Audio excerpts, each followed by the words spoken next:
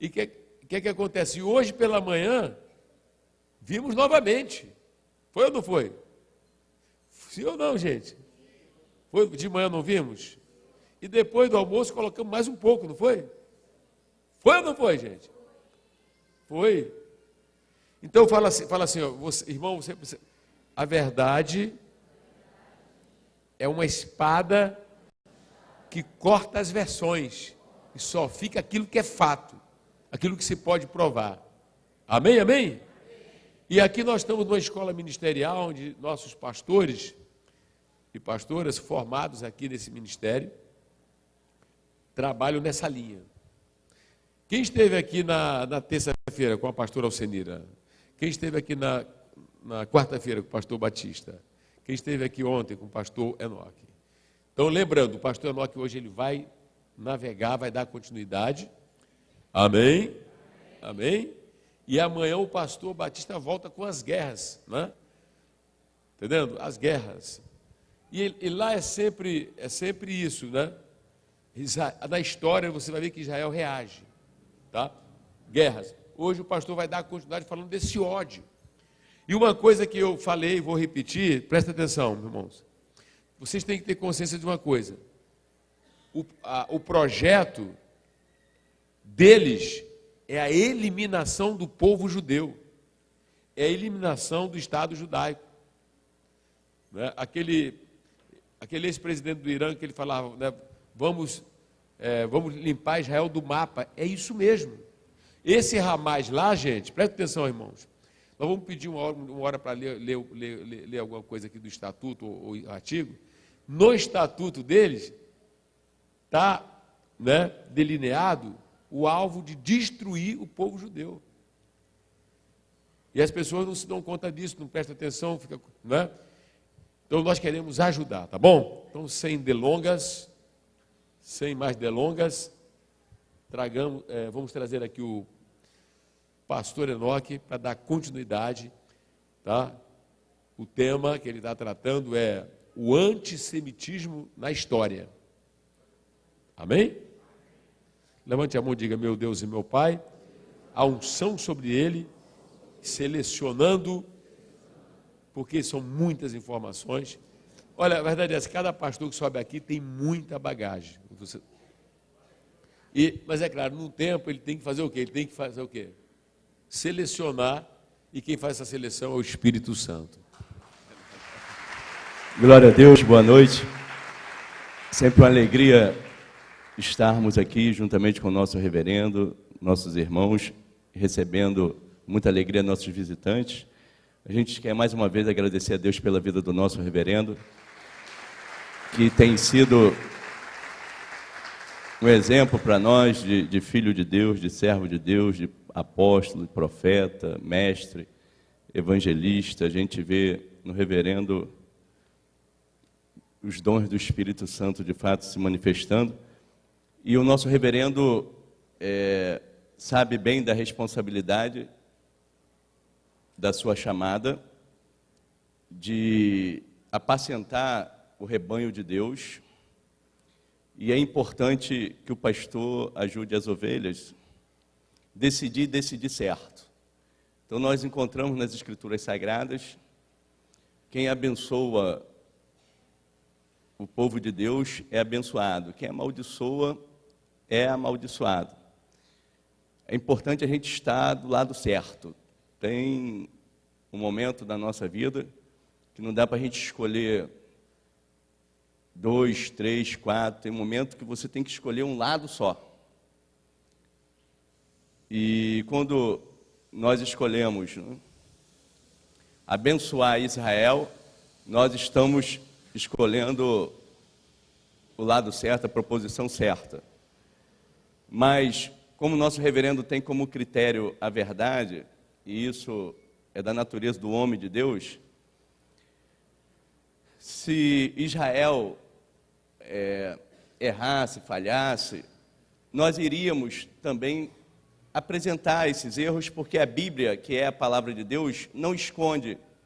Você vê que nós temos Abraão, quer dizer, o pai dos judeus, teve um momento que ele pisou na bola, a Bíblia descreve. Tem momento que Jacó, vários momentos, quer dizer, Davi e outros, né? Mas quando se trata de antissemitismo, que é o ódio ao judeu, a raiva, a ira contra o judeu, justamente porque ele é judeu, devido à sua raça, à sua cultura, muitas das vezes à sua religião, um ódio gratuito. Então, a gente precisa, de fato, sem nenhuma dúvida, perceber uma ação satânica levando pessoas, povos, nações, maltratarem os judeus, e se buscar uma razão, não tem. Se buscar uma razão, não encontra. E quando as pessoas apresentam uma razão como justificativa, é infundada. Como ontem nós procuramos ver. Agora a gente sabe porque esse povo é odiado, e nós gostaríamos de recordar aqui João capítulo 4, versículo 22.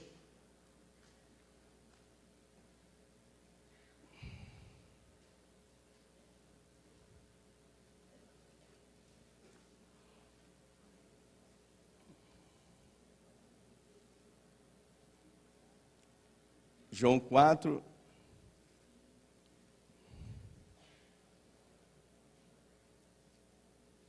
vinte e dois.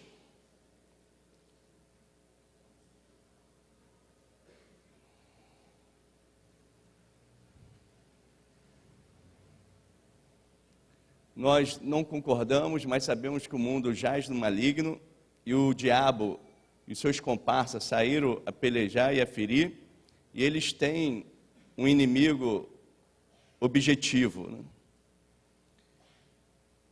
E o povo judeu é um inimigo objetivo de Satanás. A intenção, de fato, de Satanás riscar o povo de Israel do mapa. Só para vocês terem ideia, a Bíblia, o livro de Deus, tem cerca de 28% do seu conteúdo de profecias. E nós temos na Bíblia também 2.500 citações referente a Israel, o nome Israel. E nós sabemos que a Bíblia é o livro de Deus. A maioria das profecias que nós encontramos na Bíblia é em relação a Israel. Então Israel é alvo do amor de Deus, mas é alvo do ódio de Satanás. E Satanás, ele tem os seus agentes, tem os seus instrumentos, que levantam de tempos e tempos, como nós começamos a ver ontem. Agora aqui tem um versículo muito forte, quem falou foi o Senhor Jesus Cristo. Gostaríamos de ler novamente. Vamos lá? 1, 2, 3 e já, o 22.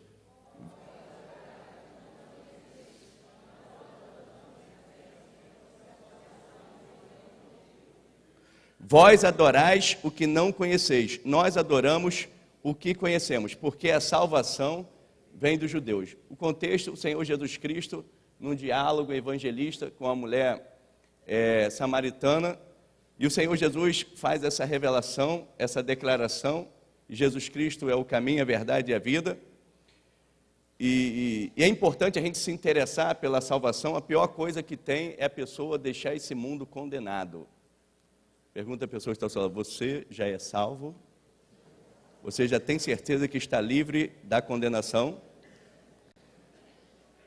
Então, todos nós devemos nos interessar pela salvação. E a salvação veio justamente dos judeus. Porque no plano redentor de Deus, Deus levanta o povo de Israel em Abraão, na descendência de Isaac, e segue com Jacó, que teve o nome mudado para Israel. Os filhos de Jacó, os descendentes de Jacó, dão todo o entorno da nação de Israel, mas Deus tinha falado que em Abraão abençoaria todas as nações. E isso tem se cumprido em Jesus Cristo, porque Jesus Cristo veio, a salvação veio de Abraão, de um descendente de Abraão. E o diabo, se tratando de homem e de mulher, ele fez tudo para destruir a mulher, porque Deus falou que da mulher nasceria o Salvador. E Deus fez tudo para destruir, de fato, a nação de Israel, porque essa mulher que viria o Salvador, essa mulher seria uma judia, seria uma israelita. E Israel, que foi muito privilegiado por Deus, e a Bíblia diz: a quem muito é dado, muito será requerido. Fala com a pessoa que está ao seu lado: a quem muito é dado, muito é requerido. E Deus levantou Israel para ser glorificado em Israel e através do povo de Israel. Israel, Deus o chamou para um pacto de obras, e ficou acertado que Israel deveria glorificar a Deus obedecendo a Deus pela fé. Mas Israel pisou na bola várias vezes, e Deus tinha falado com eles que nem sempre eles teriam sossego na face da terra. Nem sempre eles teriam tranquilidade na face da terra. E nem sempre eles estariam na terra que Deus prometeu, a terra de Israel, a terra que antes era a terra de Canaã. E ao longo da história nós temos visto isso. E é muito importante, até mesmo para o meio evangélico, que às vezes minimiza muito o sofrimento dos israelitas, por conhecer passagens bíblicas que falam sobre os sofrimentos do povo de Israel na história. Aí diz assim: não, mas a Bíblia fala que eles iam sofrer. E tipo assim, de uma maneira seca, fria, sabe, sem nenhum comprometimento, sem nenhuma sensibilidade. Meus irmãos, a Bíblia também falou que Jesus iria sofrer. Agora, por que a Bíblia falou que Jesus Cristo iria sofrer? Aí você diz assim: Jesus veio deste mundo sofrer. Sofrer. Não, mas a Bíblia tem que se cumprir. Não, nós devemos de fato reconhecer que a palavra de Deus se cumpre, mas nós devemos sermos sensíveis ao sofrimento do Salvador, do Cordeiro que sangrou por nós na cruz do Calvário, sem merecer, mas porque recebeu a nossa culpa pelos nossos pecados e de fato foi sacrificado por nós, para que nós fôssemos salvos. Então todo crente que é crente, ele olha para a cruz de Cristo e vê ali, de fato, um sofrimento terrível. Quer dizer, o Filho de Deus veio a esta terra e sofreu, padeceu por causa de mim, pecador. Por causa de você, pecador. Então nós temos que olhar para o povo de Israel e saber que a salvação veio deles, porque as promessas, as alianças, o livro eterno de Deus, sabe, veio do povo judeu. E o povo de Deus é odiado por Satanás, antes de ser odiado por qualquer ser humano, sabe, o povo de Israel odiado por Satanás.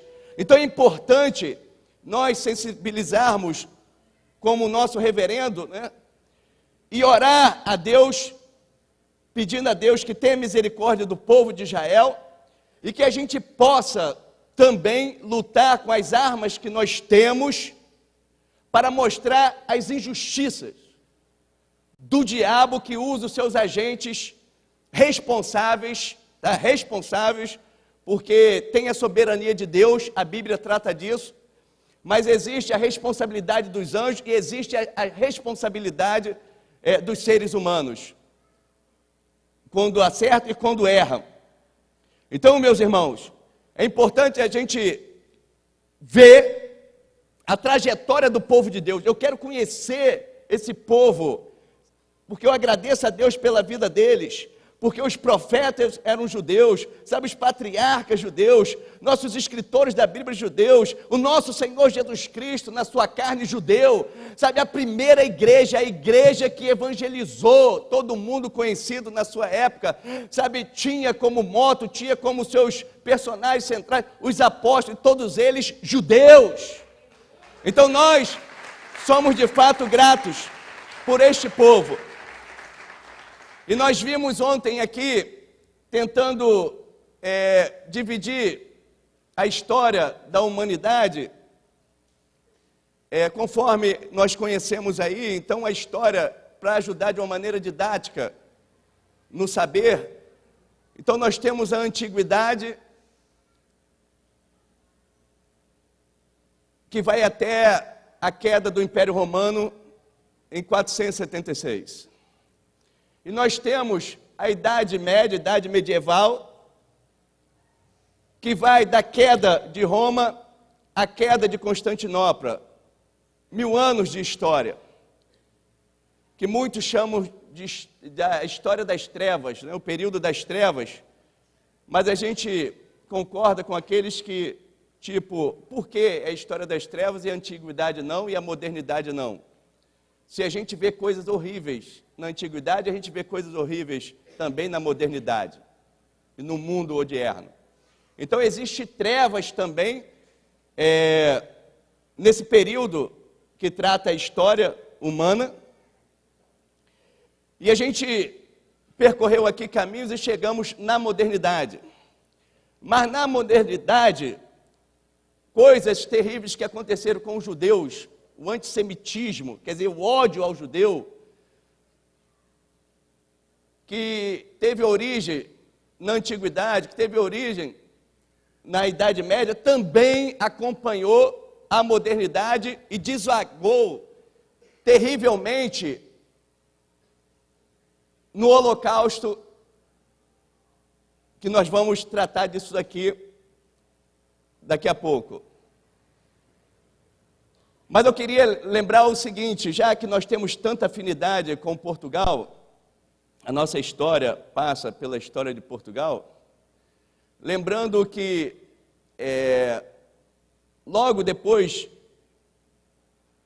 que entrou a modernidade, nós temos em 492 os reis espanhóis católicos expulsando os judeus de lá. Os judeus expulsos da Espanha buscaram refúgio em Portugal, país vizinho, Península Ibérica. Mas também foram expulsos de lá em 1497. Primeiro, quando saíram da Espanha, que foram entrar em Portugal, tinham que entrar, mas mediante uma quantia exorbitante. Agora, Portugal, bem como Espanha, bem como Itália, Alemanha, introduziram nos seus países o Santo Ofício, a Santa Inquisição, um tribunal religioso. O que seria isso? A Igreja Católica, mancomunada com reis católicos, buscavam julgar os hereges. Hereges esses que não concordavam com a Igreja Católica. E dentre os hereges que mais foram perseguidos na visão da Igreja Católica estão os judeus. E os reis católicos viram uma boa oportunidade da Santa Inquisição, do tribunal religioso. Por quê? Porque a Igreja Católica, nesse tribunal, era o seguinte: precisava apenas 2 pessoas para acusar uma outra. E outro, o acusado não sabia os nomes de quem estavam acusando. E, se principalmente fossem judeus, aí não havia um interesse muito grande de saber a verdade. E outra, matando o judeu, como nós vimos ontem aqui. Os judeus normalmente se destacaram nas profissões liberais, e o judeu tratava o dinheiro como produto, assim como se pode ganhar dinheiro vendendo vaca, pode ganhar dinheiro vendendo azeitona, também posso ganhar dinheiro emprestando. E permitido legalmente, porque a Igreja Católica proibiu que os católicos emprestassem dinheiro a católicos, porque proibiu com a lei da usura, mas permitiu aos judeus, porque tinha que ter alguém que eles poderiam recorrer. E qual é a melhor maneira de você se livrar de alguém que você está devendo dinheiro de uma maneira horrível? Pergunta a pessoa que está ao seu lado, para ver se lembra o que a gente falou ontem. Como que você se livra da dívida? De uma maneira horrível, mas você se livra. Mata quem você está devendo. Mata quem você está devendo, o defunto vai cobrar dívida? Não vai cobrar dívida. Então, os judeus, por ser os banqueiros da época, pagavam alto preço por isso. E o banqueiro e o judeu, ele era normalmente, né, aonde eles estavam, eles eram cidadãos de segunda classe. Eles não poderiam galgar alguns postos importantes nas diversas sociedades e civilizações da época.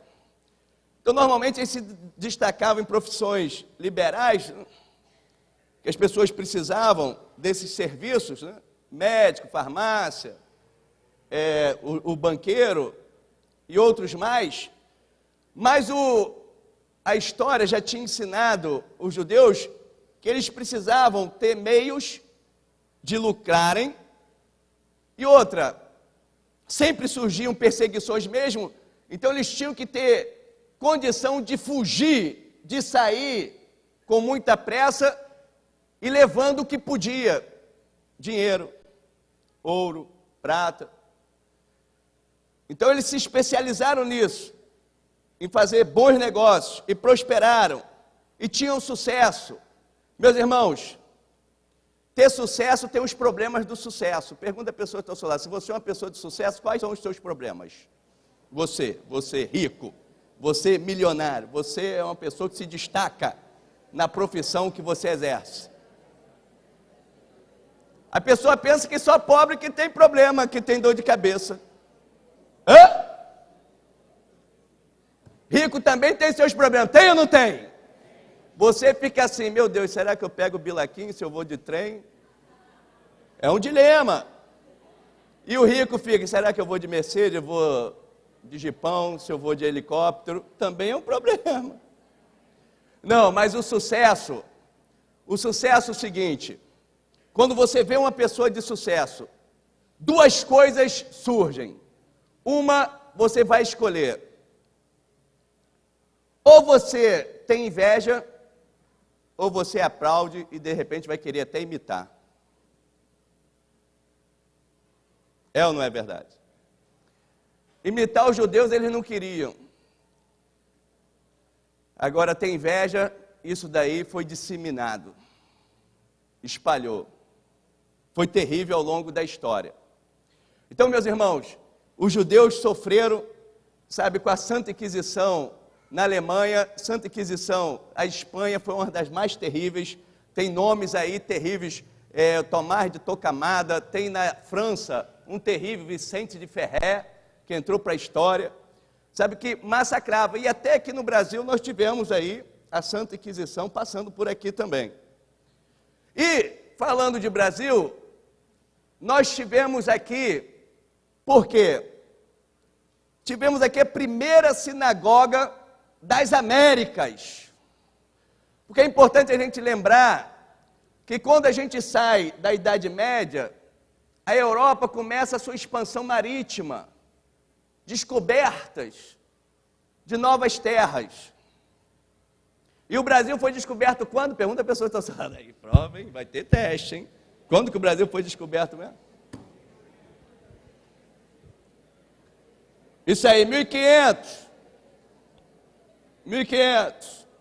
E lembra que os judeus estão sendo perseguidos na Espanha, os judeus estão sendo perseguidos em tudo que é lugar, em Portugal, e quando há expansão marítima, os judeus se destacam também. Por exemplo, quando os judeus estavam sendo expulsos da Espanha em 492, em 1492, o que estava acontecendo que marcou o mundo? Pergunta a pessoa, o que estava acontecendo que marcou o mundo na expansão marítima, em 1492?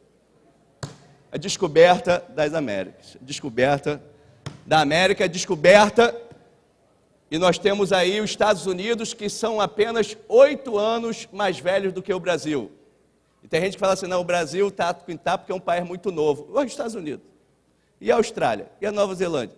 Mas aí vamos para outro, para não perder aqui o foco. Então, nós tivemos nessa expansão marítima judeus esse que eram chamados muitas das vezes de cristãos novos. Cristãos novos por quê? Porque na Espanha, como em Portugal, a Igreja Católica fez um cerco com os reis católicos. O negócio é o seguinte, ou foge e deixa o dinheiro com a gente, ou vira católico. Teve muitos judeus que se tornaram católicos, entre aspas, e foram chamados de cristãos novos. Cristãos novos. E marranos também. E esses cristãos novos, que pode ter até alguns, e tem de fato, que se tornaram católicos mesmo, mas outros eram só de fachada, e tiveram que ser batizados, e tiveram que mudar o nome, e os nomes mudados, para que eles não perdessem a identidade, os nomes dos judeus em Portugal e Espanha, vamos falar de Portugal, foram mudados para sobrenomes de plantas e profissões. Então você pode ser um judeu e você não sabe. Olha para a pessoa, você sabia que você pode ser um judeu e você não sabe? Quem tem sobrenome aí, Oliveira?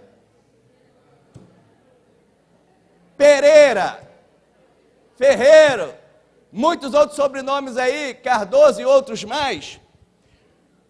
Meus irmãos, então os judeus passaram também a viajar nessa expansão marítima. No entanto, o genovês, quem descobriu a América? Cristóvão Colombo. Ele era judeu. Ele era judeu. Ele era judeu. Fernão de Noronha, quem já foi lá em Fernão de Noronha? Era um judeu. E aqui em Recife nós tivemos a primeira sinagoga, porque os holandeses chegaram aqui, na Bahia, depois foi para Recife, e os judeus com os holandeses tiveram liberdade de culto aqui, que pelo catolicismo não podia.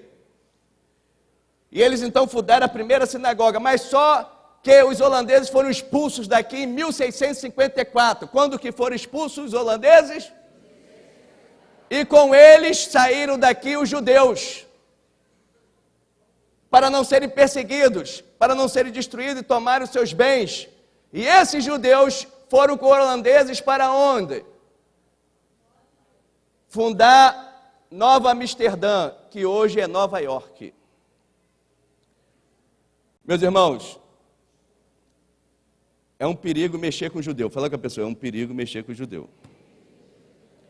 Porque povos, nações que maltrataram os judeus depois tiveram histórias terríveis. A Espanha mesmo passou por uma guerra civil terrível. O Brasil e o Nordeste brasileiro vai ser uma benção. Vai ou não vai? Mas você sabe a luta nossa aí. Agora, cidades que receberam bem os judeus, como Nova York, como Cidade do México, como São Paulo. São Paulo foi um dos lugares que menos perseguiu os judeus aqui. São as maiores cidades do mundo. Meus irmãos, a Europa, ela passa por uma mudança muito grande. Porque com a reforma protestante, com Martim Lutero, o pessoal agora tem oportunidade de ler a Bíblia e conhecer a palavra de Deus e ver os desvios da Igreja Católica. Muitos reis, principados, pessoas de autoridade da época, se juntaram aos protestantes, deixando de lado a tutela, o poder temporal da Igreja Católica. Passaram a não ter mais medo da Igreja Católica. Mas com a modernidade também, e eu estou falando no século XVI, a ciência também começa a se expandir. A ciência começa a se expandir, começa a dar respostas, mostrando muitas coisas que a Igreja Católica tinha como verdade, era mito, era errado. Por exemplo, para a Igreja Católica, os astros giravam em torno da Terra, mas ficou provado que a Terra e os planetas giram em torno do astro Sol, na nossa galáxia aqui.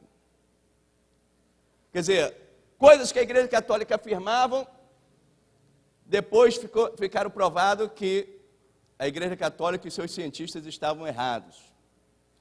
E a Santa Inquisição, muitas das vezes, ela lançava na fogueira, matava, ou prendia, obrigava as pessoas a ir embora do seu país para um exílio. Por exemplo, quem já ficou resfriado e tomou um chazinho? Para a Santa Inquisição, isso daí seria uma bruxaria. Coisa terrível. Então, meus irmãos, o mundo dessa época, passando por uma transformação, nossa, então agora os judeus, sabe, não vai sofrer, chegou agora a era das luzes, quer dizer, a expansão do pensamento, sabe, vem Descartes agora com o método do pensamento, onde nós temos ali o método científico moderno. Descartes vem duvidando de tudo e trabalhando a verdade para não errar naquilo que ele afirma.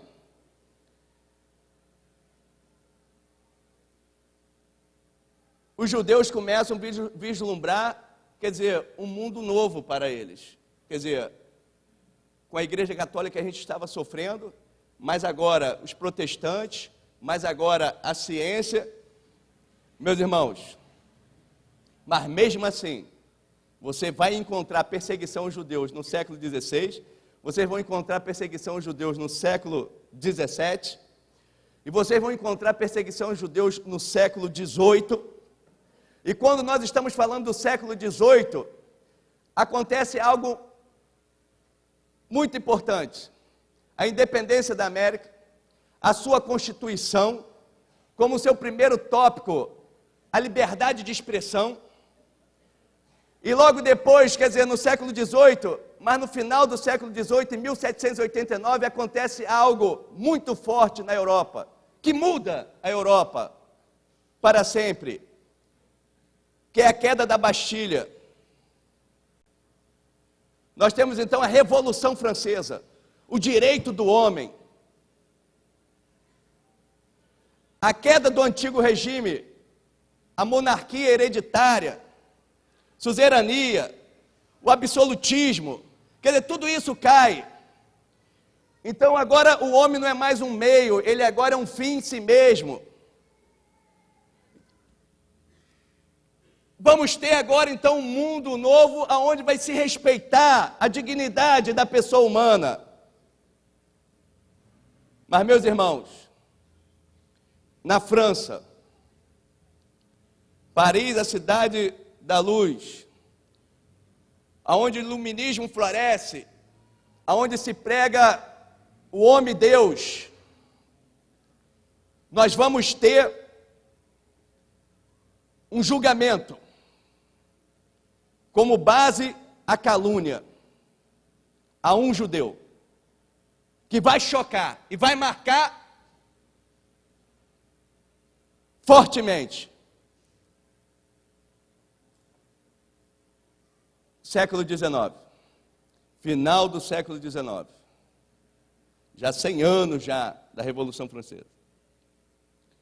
Quer dizer, nós já temos já a Revolução Industrial. Nós temos já o urbanismo, quer dizer, o pessoal deixando o campo e morar na cidade. Nós temos livros, e livros, e livros, e livros, e livros, e livros, a filosofia floresce tudo, mas o antissemitismo não desaparece. Porque o antissemitismo, ele tem uma natureza. Qual a natureza? De camuflar-se. Ele fica escondido, ele fica coberto, ele fica como uma serpente que arma-se para um bote e quando vê oportunidade, ele mostra de fato as presas, as garras. Vamos para a França agora. Fala com a pessoa, vamos para a França. Lembrar da Belle Époque, como é que é, pastor? Reverendo? Belle Époque. Vamos para a França. Isso se passa na França. Quem já foi na França aí? Quem tem vontade de ir? Vai, um dia aqui, ó, no púlpito aqui, aí eu falando com os irmãos aqui, eu fui até corrigido nesse dia. Eu falei assim, meus irmãos, eu não tenho assim sonho de ter casa, não tenho sonho assim de... Porque a minha vida é missionária dentro do ministério que Deus entregou ao nosso reverendo. Mas uma vez que a gente vai sonhar, gente, vamos sonhar grande. Então eu tenho um sonho. Porque eu era fascinado pela Torre... Aí no dia eu falei, Torre Eiffel. Aí veio uma irmã aqui e falou assim, pastor, não é Torre Eiffel não, Eiffel é biscoito, é Eiffel. Aí isso em 1996. Aí eu falei, ó, gente, eu tenho um sonho, eu ainda vou dar um beijo na minha esposa lá nessa torre. Gente, 7 anos depois, nesse ministério abençoado que Deus entregou ao nosso reverendo, eu fui presenteado. Não foi que eu dei um beijo na Rebeca lá em cima? E tem foto, hein? Dia 2 de novembro de 2003, perdão, de 2003. Eu falei isso em 1996, foi em 2000, é tanta data que só Jesus. Mas vamos lá. Aí a França é sacudida por quê? A França, porque ali, meus irmãos, toda vez que há guerra entre nações, muda a geografia. Fala com a pessoa, houve guerra entre nações, muda a geografia, muda o mapa. Então tem país que aumenta e tem país que diminuiu. Por exemplo, na guerra que houve aqui, aonde fizeram maior maldade com o Paraguai, procura saber dessa história direitinho, tá? Argentina, Brasil, macumunada com a Inglaterra, rapaz, quase que Paraguai ficou sem homem. E o nosso xará aqui, o Duque de Caxias, ele participou bem disso aí. Então, e o Paraguai, quer dizer, vislumbrava assim, o Paraguai até uma potência da época. Mas depois da guerra, o Paraguai diminuiu. Quem aumentou? Brasil, Argentina. Então, toda vez que há guerra entre nações, ou quase todas as vezes, muda o mapa. Fala com a pessoa, todas as vezes que há guerra entre as nações, muda os mapas. Pastor, mas por que o senhor está falando isso? Porque tem propósito nisso, tá? Tem propósito nisso. Meus irmãos, então a França e a Alemanha sempre tinham uma resma, era guerra para lá, guerra para cá, aí toma Estrasburgo, aí é para a França, agora não, agora é de lá, aí guerra com a Itália, então Nice é da Itália, não, mas agora é da França, sabe? Então mudou muito, porque houve muitas guerras ali. E nessa época a França e a Alemanha estavam com uma resmazinha. E tinha dentro do corpo de oficiais do exército francês um judeu de alta patente. O seu nome, nosso chará do querido pastor aqui, Alfredo Dreyfus. Fala comigo, Alfred Dreyfus, tá? Mas se quiser portuguesar é Alfredo Dreyfus. Meus irmãos, a história se deu assim. A empregada, na casa de um adido alemão, que estava na França, limpa lá, ela dá uma olhadinha, vê um bilhete bem na lata de lixo. Ela pega e entrega a quem interessa na França. Quando olha, eram informações da França para a Alemanha. Quer dizer, tem um traidor aqui. Alguém está dando informações secretas para a Alemanha. Essa pessoa é inimigo da França. Entre os oficiais só tinha um judeu. Quem é que foi acusado? Judeu. foi julgado e condenado. Prisão perpétua na Ilha do Diabo. Olha o nome da ilha. O irmão dele, do Alfredo, o irmão dele correu atrás e conseguiu provar. Descobriu quem foi de fato, quem passou as informações. E apelou para um novo julgamento. Só que aí Deus move os corações, isso cai no conhecimento público. Escritor como Émile Zola, o nosso Rui Barbosa, que estava no exílio voluntário em Londres, escrevendo para o Jornal do Comércio, escreve uma crônica. E Zola fala, como que pode uma França assim, assado, fazer um negócio desse? Mas dentre as pessoas que vieram cobrir o que estava acontecendo na França, veio um judeu, que não era assim um judeu religioso, mas era judeu. Ele gostava mais de ser ator, de escrever, e estava fazendo um papel de jornalista. Ele vem de Viena, embora nasceu na Hungria. Ele vem cobrir esse acontecimento. Quando ele chega, ele está vendo uma França dividida. Uma França a favor do Alfredo e uma outra França gritando assim nas ruas: morte aos judeus! Morte aos judeus! Esse homem desinteressado pela cultura judaica, pelo seu povo, porque ele era homem da sua época, ele era homem de Viena, aonde o pessoal estava muito interessado em filosofia e tantas outras coisas, em peças teatrais. Algo acontece com ele. Algo acontece e ele percebe que aquele homem está sendo condenado simplesmente porque é um judeu. E ele vê agora o terror, a crueldade do antissemitismo. Quer dizer, está sendo julgado, condenado, punido falsamente só porque é judeu, só por causa da sua raça. Meus irmãos, esse homem resolve lutar. Fala com a pessoa que está ao seu lado. Na provação, na luta, no sofrimento, no desafio, lute, enfrente, em nome de quem? Em nome de Jesus. Ele falou, o povo judeu tem que ter uma pátria. O povo de Deus tem que ter uma autodeterminação de ter o seu território. Assim como o brasileiro tem, assim como o inglês tem, assim como o chinês tem.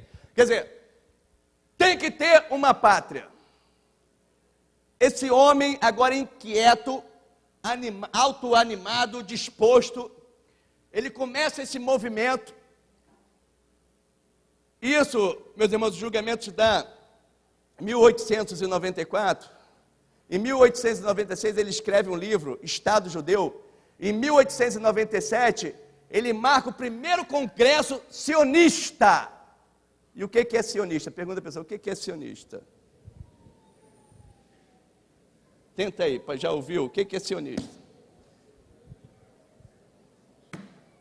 Sionista, você poderia falar muita coisa, mas vamos falar uma coisa bem simples. Sionista é um movimento do povo judeu na sua autodeterminação de ter a sua pátria. Do povo judeu viver no seu território. Agora, conhecendo a história do povo judeu, por quê? Meus irmãos, eu sei quando o Brasil começou, mas tem uma discussão terrível nisso. 1500. Eu sei dos 500 anos de história do Brasil, mas quem estudou a história aí no passado tem que voltar a estudar tudo de novo, tá? Muitas coisas que falaram pra gente não foi verdade não, tá? Aí, mas eu não sei como que o Brasil vai acabar. Agora a Bíblia fala da origem do povo de Israel, fala do percurso da história do povo, e sabe qual vai ser o final de Israel. A Bíblia descreve o início, o meio e fim do povo de Israel. Tá? Na sua origem, nas suas lutas, nos seus sofrimentos, nas suas glórias. Tá? E esse movimento sionista, então, agora, nós, pela Bíblia, nós temos uma terra que nos foi arrancada, que nos foi tirada. Só que o povo judeu sempre foi marcado também pela sua religião, o judaísmo. E o judaísmo conhece bem o Velho Testamento. Tem dificuldade de interpretar e ver que o Messias que eles esperam pela primeira vez já veio. E nós cremos nisso. Cremos ou não cremos? Mas eles conhecem bem que Deus fez uma aliança com Abraão e uma aliança como promessa. Por quê? No capítulo 15 de Gênesis, deveria Abraão passar e Deus passar também nessa aliança, segundo o modelo da época. Mas a gente só vê uma tocha passando. Só Deus passou. Porque o cumprimento dessa promessa não depende de Abraão. É Deus com Deus. E nessa aliança Deus prometeu a terra perpetuamente. Então a terra é de Israel perpetuamente. Fala comigo, a terra de Israel. E depois você pode averiguar isso daí no capítulo 32 de Deuteronômio. Deus puxando a orelha de Israel, chamando numa conversa através de Moisés. Vai lembrar isso a ele, rapaz. O povo está por aí, as nações estão por aí, mas você é minha porção. Sabe, eu separei essa terra aqui foi eu que determinei. Aí os outros estão por aí, mas você, isso aqui foi algo especial. Amém? Deus guardou a parte do bolo ali especialmente para ali ninguém tasca. E começa então um movimento bonito do sionismo, de voltar para a terra. Agora, quem é que está na terra de Israel? Quem é que está na terra de Israel? Pergunta a pessoa, quem está na terra de Israel agora? Quem é que está ocupando lá? No final do século XIX, quem é que está ocupando? Está ocupando os turcos otomanos. Na religião islâmica, que por 400 anos estavam dominando aquela região ali, que já tinha tomado de outros muçulmanos, que os muçulmanos tomaram dos europeus orientais, bizantinos, que é uma história que a gente não vai entrar agora. Os turcos otomanos estão lá. E não havia um povo palestino, não havia uma terra ali chamada de Palestina. Ali era uma terra ocupada os turcos otomanos islâmicos já por 400 anos. Quem habitava ali? Árabes e judeus e turcos. Os judeus lá, havia uma minoria, mas tinha judeu, tinha remanescente, porque o judeu nunca esqueceu da sua terra. Quem é de Riba aí, lá de Riba, lá do Nordeste? Tu já conversou com quem é lá de Riba? Tu já conversou com quem é lá de Riba e eles falando, olha, eles podem morar aqui na Barra, pode morar numa cobertura, pode morar onde for, mas o nordestino sempre fala da terra deles com um negocinho gostoso. É ou não é? Rapaz, só Jesus, a casa de repente era a supapo. Quem já viu aquelas casas supapo que faz com barro? E dando supapo. A vaca não dava para carregar o sino, o badalo, de tão magra. Mas que saudade tem da terra do Nordeste? Tem ou não tem? Olha os poetas nordestinos aí, vocês vão ver. É ou não é? Então, querendo trazer para o povo judeu, então o povo judeu sempre teve, sabe, aquela paixão pela terra, de falar a cada ano, amanhã Jerusalém, amanhã Jerusalém. Sempre uma ligação forte. Até que Deus usa Theodor Herzl, esse judeu, pai do sionismo moderno, para alavancar e levar o povo, o judeu, para a Terra Santa. Para a Terra Santa. Ele escreveu o Estado Judeu, depois ele escreveu, sabe, a Terra Nova, Velha e Nova, mostrando para nós o sonho dele de uma pátria para os judeus. E ele fala profeticamente que dentro de 50 anos, Israel seria um Estado-nação. E o movimento sionista começa a arrecadar dinheiro, se organizar, porque eles tinham vários congressos, mesmo com Theodor Herzl morrendo, outros assumiram o lugar, e a coisa foi para frente, e os judeus perseguidos, porque a perseguição nunca parou, até hoje, nós vamos ver, surgiu os pogrões na Rússia, czarista. Em 1903, na região de Kishinev, eu também falo russo, Kishinev, tá? Cadê o... Kishinev, houve um pogrom. O que era um pogrom? Pergunta a pessoa, o que era um pogrom?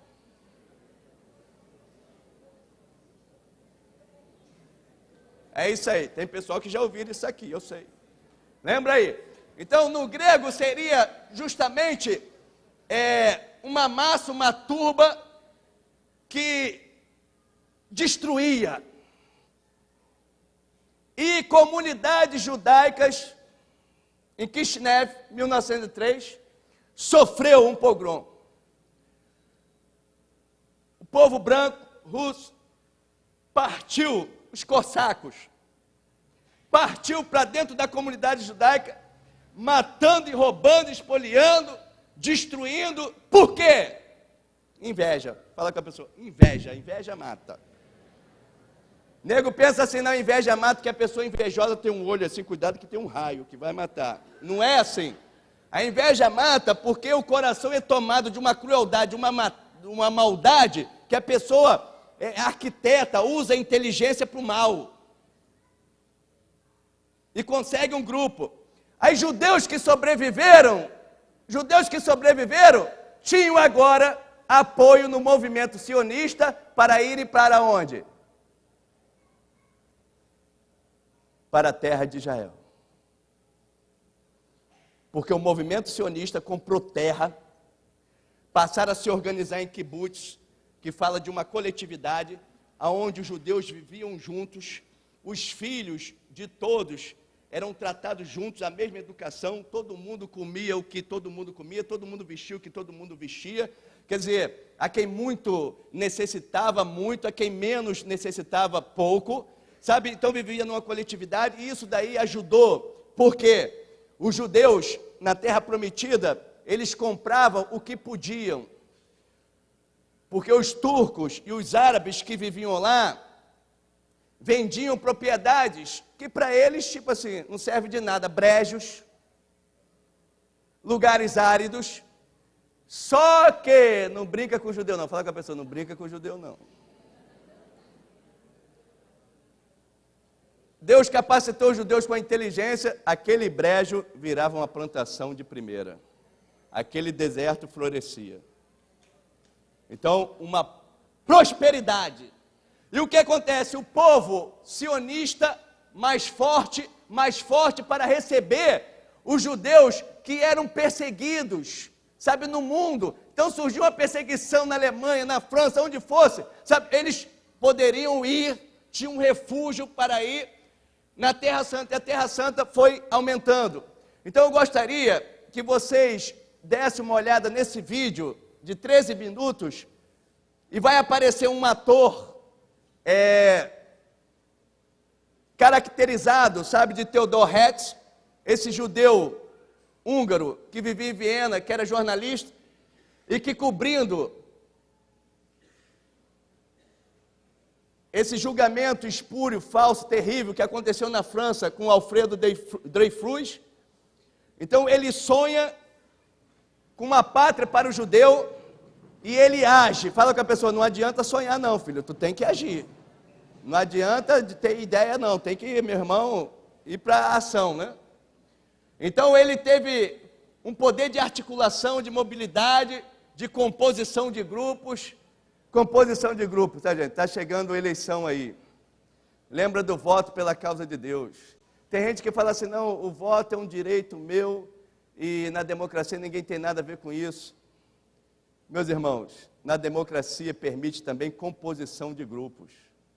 Então, tem bandido que se une para colocar um deputado lá.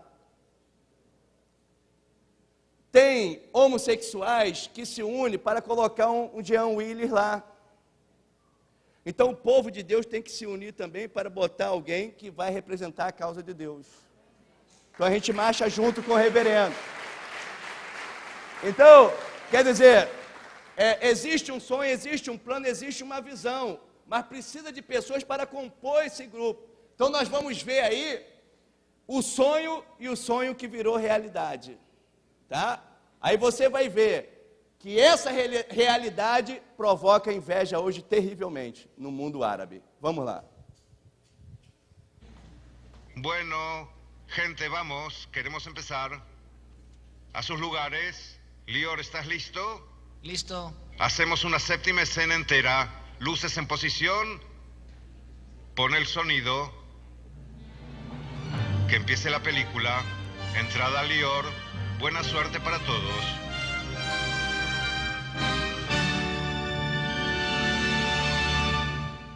Hace muchos años que trato de entender si estoy dentro de mi sueño o si se trata de un nuevo sueño. Alto la música. Prueba a decir otro sueño. Suena mejor.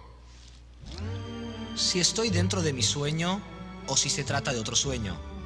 En 1898, cuando el Kaiser alemán y el sultán no cumplieron sus promesas, sentí que no tenía quien dirigirme.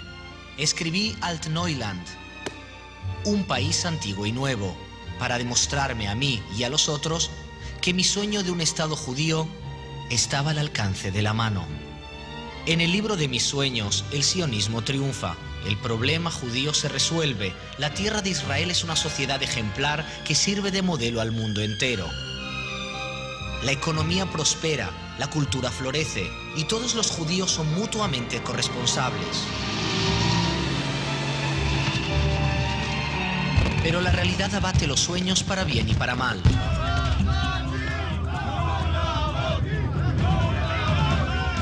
Sé que el día en que ustedes luchen contra los problemas cotidianos, contra las brechas sociales crecientes, contra los perjuicios de una guerra continua, temeréis por vuestro destino.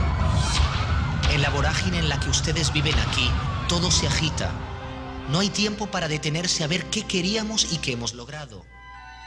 Pero si se detienen un momento y respiran hondo, verán que están en medio de un milagro. El milagro creado con vuestras propias manos, que aún tiene lugar. Yo escribí un libro y ustedes crearon un Estado. Un Estado judío que no es una invención literaria, sino un país vivo y palpitante, reconocido por el mundo entero. En mi libro, la nueva sociedad judía compró el charter al sultán turco. Pero en realidad, solo el holocausto judío en Europa llevó a la resolución de las naciones de reconocer el derecho de los judíos a una tierra antigua. ¿Cómo podría haber imaginado que el iluminado pueblo alemán, del que alguna vez tanto quise formar parte, podría perpetrar algo semejante?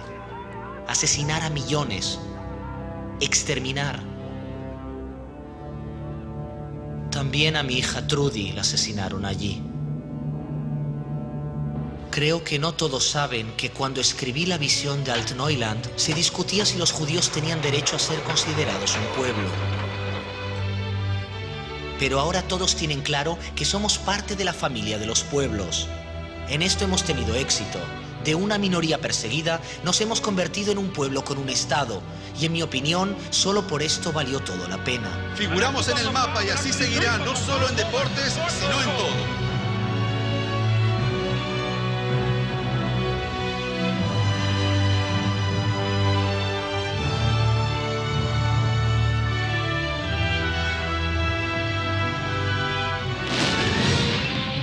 mi estado literario no había ejército, pero en la realidad ustedes han debido luchar.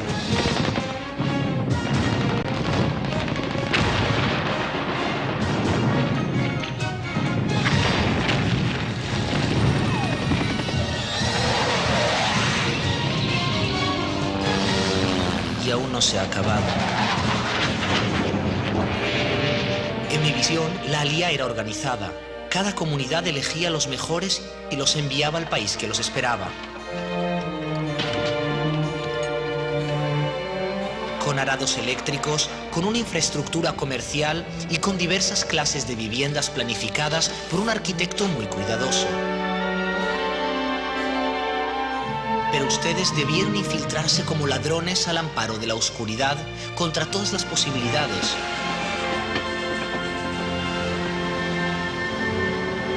En barcos que parecían cáscaras de nueces, sobre alfombras voladoras, en precarias tiendas de campaña, en monobloques construidos de la noche a la mañana. Ola tras ola, millones de olim, un sueño hecho realidad. Más que eso, el Estado de Israel. Yo dije a los gobernantes del mundo entero, dejadnos vivir como pueblo y seremos como los otros. Pero en el fondo, creía que habríamos de ser mejores. El Estado que ideé es muy distinto del actual. Quería instaurar un Estado judío ideal, con una sociedad ejemplar, más justa, abierta y avanzada. Tal vez no hayan llegado todavía al sueño anhelado, pero está al alcance de la mano. En la nueva sociedad que imaginé, los habitantes árabes del país participaban en mi visión social sobre una base igualitaria. La idea sigue teniendo vigencia. Un pueblo que ha sufrido tanto por ser una minoría perseguida debe saber respetar a las minorías que viven en su seno. Yo planifiqué un país sin nacionalismo exacerbado, sin señales externas de soberanía y dominación. En mi país no existía la profesión de activista político. Ustedes han logrado crear aquí un estilo de gobierno que ni siquiera yo logro entender del todo. En mi libro, la tecnología moderna celebraba su victoria final, pero ni siquiera yo pude imaginar la riqueza de la high-tech israelí. El microchip más pequeño del mundo, los simuladores electrónicos, los inventos realmente geniales de empresas israelíes como Amdocs, Converse, Elo, Checkpoint. ¿Saben que el ICQ es una creación israelí?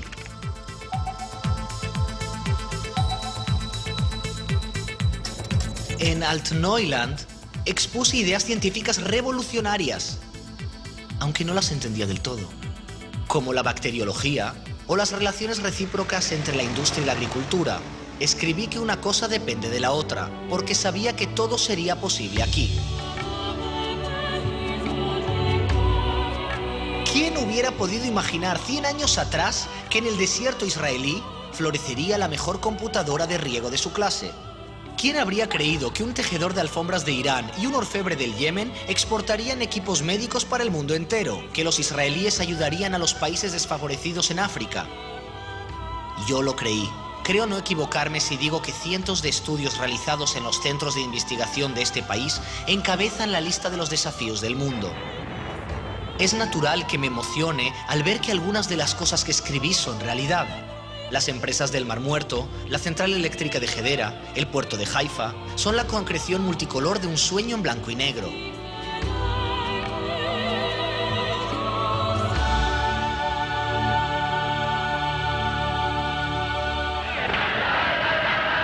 Los ciudadanos de mi Altneuland veían óperas alemanas y teatro francés y se destacaban en deportes ingleses. Pero en realidad, el teatro presenta aquí las tragedias de Shakespeare en hebreo. ¿El hebreo? Era una lengua muerta y yo creía que no serviría para nada, pero hoy se escriben en hebreo piezas teatrales originales. Pienso que lo que han creado aquí es una mezcla occidental-oriental peculiar. Y esta es tal vez la señal más clara de que somos un pueblo como todos. Un pueblo con cultura propia.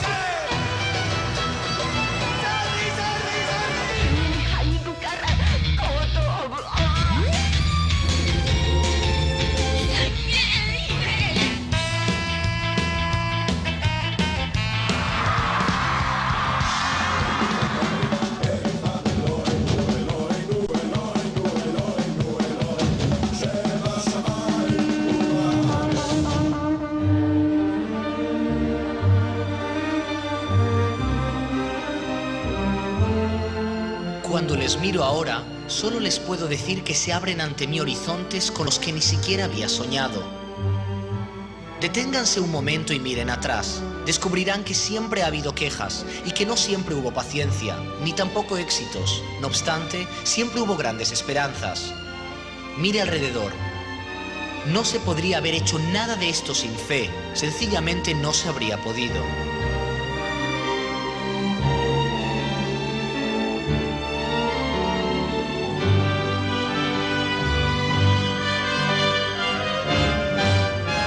Yo senté las bases y ustedes construyeron la planta baja. Pero hay que agregar más pisos. Hay que agregar más vagones al tren de los sueños. Ya lo he dicho más de una vez. Todas las acciones de los hombres son solo sueños y a los sueños volverán. Pero si lo queréis, no será una leyenda.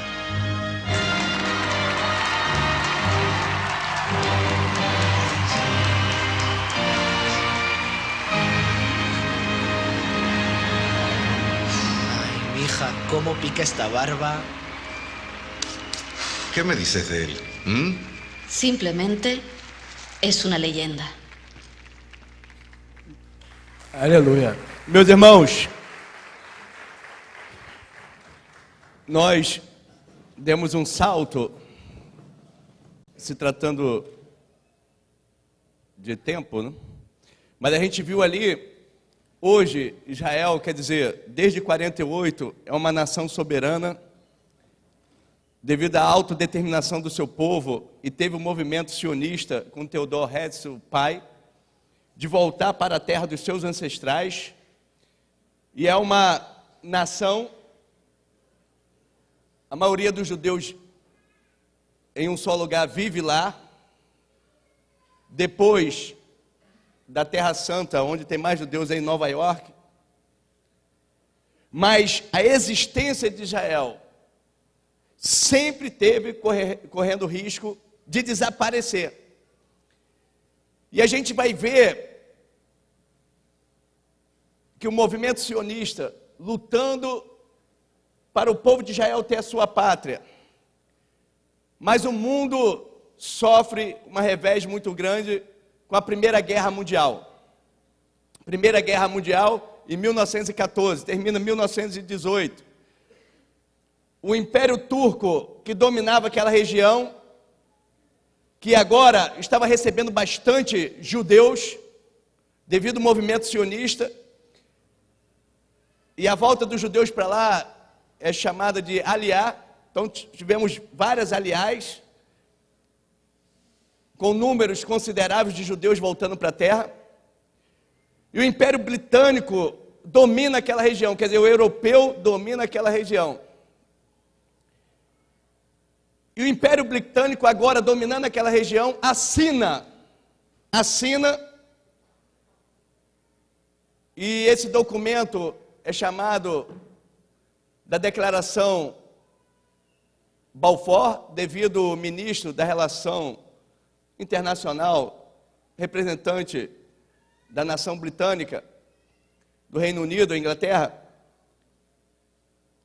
assinando, reconhecendo o direito do povo de Israel à terra e de existir como nação soberana. Isso em 1917. E árabes, temos documentos também reconhecendo que de fato a terra era do judeu. Mas o diabo incita, e mais uma vez, surge uma liderança muito forte em um egípcio, conhecido como Mufti de Jerusalém, e tem nele o nascimento da Irmandade Muçulmana, que tem como o seu braço, hoje, onde é Israel, habitando em Gaza, dirigindo Gaza e fazendo mal a Israel, na representação do Hamas, que é um braço da Irmandade Muçulmana, e eles pregam o quê? Pregam que Israel deve ser riscado do mapa. No seu estatuto, o Hamas tem E é uma questão de fé. E a fé, embora errada, mas faz parte do caráter de todo o islâmico. Então eles acreditam que o grande dia, que é o dia da ressurreição deles, que eles acreditam também que vai haver ressurreição, só vai se dar quando o último judeu desaparecer da terra.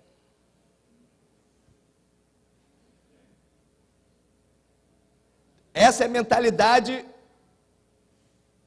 do Hamas, essa é a mentalidade dos árabes palestinos, porque desde cedo são doutrinados.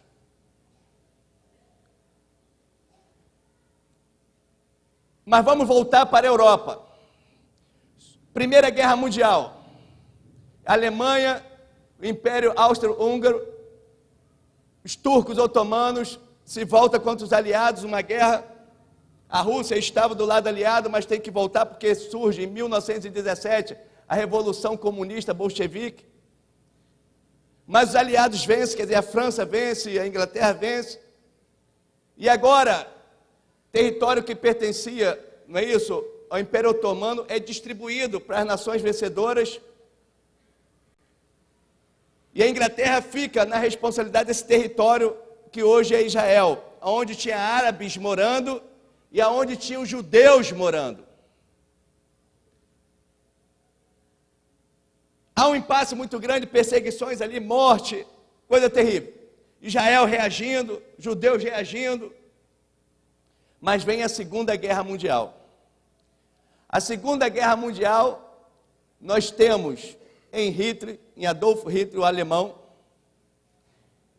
que sobe o poder pelos braços da democracia. Porque é terrível quando a pessoa se serve da democracia e não gosta da democracia, mas usa a democracia para implantar um Estado de direito totalitário. Que no caso de Hitler, do social-nacionalismo, o sistema político e a visão política de dominação seria o nazismo. Na Itália, o fascismo. E Hitler, ele imbuído, tomado de muitas ideias, pensamentos e planos, porque em 1924 ele tenta um golpe e é preso, e na prisão ele escreve um livro, Mein Kampf, Minha Luta. Então dá para conhecer bem a mente desse homem, e esse homem, ele compõe um grupo, alemães vêm marchar com ele, homens inteligentes, porém para o mal. Então eles acreditam que existe um povo ariano e que esse povo ariano são os alemães. E essa raça pura, e para existir essa raça pura, não pode ter nenhum envolvimento com os judeus, porque os judeus não são nem seres humanos. Para Hitler, os judeus não eram nem seres humanos. Houve uma desumanização pelo nazismo. E ele agora, com poder temporal, ele vai tomando as nações, e os judeus vão sendo colocados em guetos que surgiu no século XVI, em Veneza, propriamente dito em 1515. Gueto era uma casa de fundição, e os judeus tiveram, entre aspas, a misericórdia do poder político da época em Veneza. Quer dizer, são sempre perseguidos. E outra, vocês têm um jeito de viver diferente, a moral de vocês é diferente, costume diferente. Então é o seguinte, então vocês vão viver aqui, ó, isolado, dentro de um quarteirão. Então esse foi o primeiro gueto. Mas depois surgiram vários guetos. E nem sempre os judeus queriam viver em guetos, mas eram obrigados. E os judeus vivendo em guetos, muitas das vezes, espaços muito pequenos, a aparência deles foram prejudicadas. Aí aparece a figura, sabe, do judeu, feio pra caramba, com narigão, com um aspecto bem pálido. Então, o judeu ele foi sendo desmoralizado, ridicularizado, caluniado. E Hitler e o seu grupo vai pegar tudo que já houve de antissemitismo e vai empreender uma máquina nunca vista antes de matar. E o alvo principal, os judeus.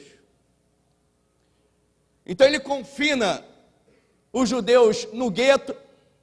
Os judeus do gueto são identificados pela estrela amarela, com J, passaporte também com J, e isso não surgiu com Hitler, surgiu com o catolicismo no século XIII, essa identificação. Por exemplo, no gueto de Varsóvia, na Polônia, chegaram a viver 400 mil pessoas, num espaço, não havia saneamento básico, não havia higiene, não havia luz, coisa terrível. Mas só que Hitler não queria os judeus nos guetos, eles queriam os judeus mortos. E Hitler então pega